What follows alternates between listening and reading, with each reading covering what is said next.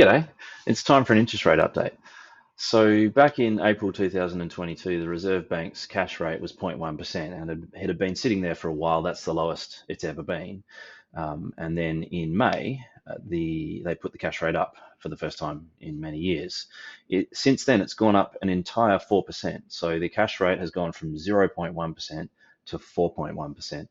And that has meant interest rates across a variety of lenders have moved from something in the 2% range to something in the 6% range. So that's that's making a big difference to people. And back when we were getting loans for people back at that low point, we were assessing people's ability to repay loans with a 3% buffer on top.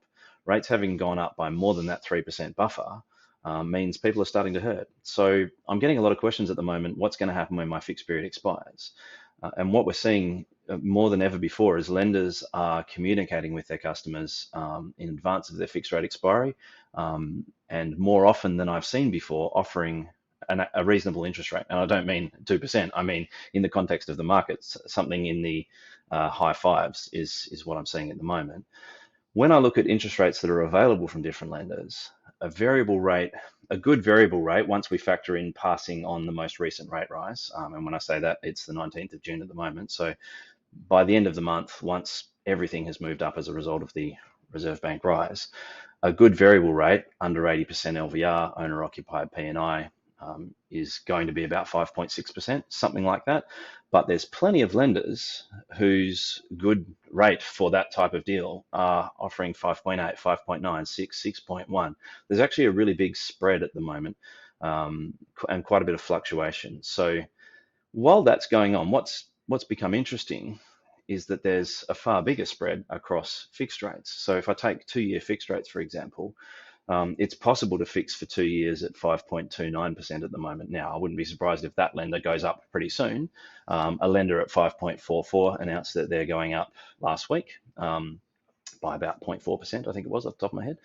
But other lenders you would think of as mainstream lenders who are normally doing good rates, might have a 2-year fixed rate of 6.49 or something like that. So there's over a 1% spread, more than 1%, between lenders you would normally expect to have good rates, mainstream lenders, across their, say, 2-year fixed rates, for example, which is raising the question, should I fix again? Is it worth fixing again? If rates are going to go up more, should I take should I take the 2-year fixed rate I can get, or 1 or 3 or something like that, rather than ride the variable wave? And what I'm finding is I can't give a clear answer to that at the moment without first identifying which lender we're dealing with or whether we're talking about changing lenders.